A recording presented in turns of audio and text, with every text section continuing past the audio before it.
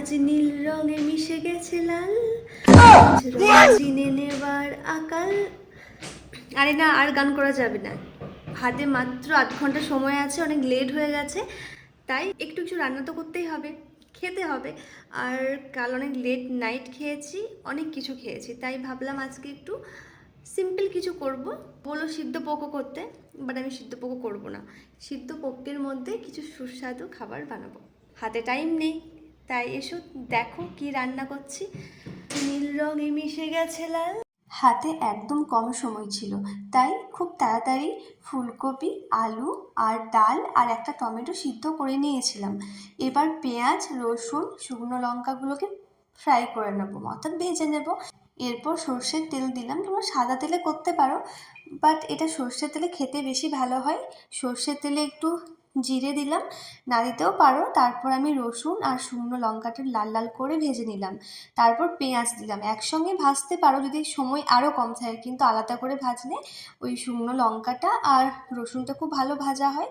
পেঁয়াজটাও লাল লাল করে কিন্তু ভেজে নিলাম। তারপর ওই যে ফুলকপি সিদ্ধ আর ওই যে টমেটো, তোমরা এটা না ভাজতেও পারো, কিন্তু একটু সর্ষের তেল ছিল, ভাবলাম একটু ফ্রাই করলে খেতে ভালো লাগবে অবশ্যই, তাই একটু যদি ফুলকপিটা ফ্রাই করে নাও, একটু জাস্ট 1 মিনিট, তাহলে কিন্তু এটা খেতে আরও ভালো হয়। তারপর কি করলাম, ওই যে আলু সিদ্ধ, ডাল সিদ্ধটা আর একটু নুন দিয়ে, মানে স্বাদ মতো নুন দিয়ে ভালোভাবে ভর্তাটাকে মাখিয়ে নেবে একদম সুন্দরভাবে। আর আজকে না কিছু খেতে ইচ্ছা করছিল না, কারণ কালকে রাত্রেই খুব রিচ খাওয়া হয়েছে আর অনেক লেট নাইট খাওয়া হয়েছে, তাই ও বললো যে একটু সিদ্ধ পোকো করো, কিন্তু আমি দেখলাম সিদ্ধ খেতে ও খুব একটা চায় না। আর আজকে দিনে সিদ্ধ করবো, তাই একটু অন্যরকম কিছু বানানোর চেষ্টা করি। হাতে মাত্র আধ ঘন্টা সময়ও আছে, একদম কম সময়, তো ভালো করে সমস্ত কিছু দিয়ে মাখিয়ে নিলাম।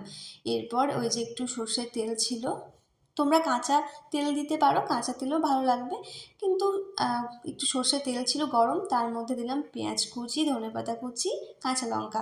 এবার প্রশ্ন হবে, তুমি তো পেঁয়াজ ভেজে দিয়েছিলে, কিন্তু ভর্তাতে না, ভর্তাটা মাখানোর পর যদি একটু কাঁচা লঙ্কা কুচি, একটু পেঁয়াজ কুচি দেওয়া যায়, খেতে আরও ভালো লাগে। আর এখন তো ধনেপাতার সময়, তাই ধনেপাতা দিলে আরও বেশি ভালো লাগে। এরপর শুধু কি ভর্তা দিয়ে খাওয়া যায়? অবশ্যই খাওয়া যায়, এটা এত ভালো খেতে হয় আর এত সুন্দর গন্ধ, তোমার আর কিচ্ছু লাগবে না। কিন্তু ভাবলাম যে একটু ডিমটা একটু ভেজে দিই, আর ও শুধু ডিম ভাজার থেকে একটু যদি ডিমের উপরে একটু চিজ দিয়ে দিই, ও বেশি খেতে ভালোবাসে, কারণ চিজটা ওর খুব প্রিয়, আমারও প্রিয়, কিন্তু আমি কখনো ডিম ভাজাতে কখনো আগে চিজ খেতাম না, তবে ও খুব ভালোবাসে বলে এটা আমি এভাবেই ভাজলাম, একটু উল্টে পাল্টে ভেজে নেব।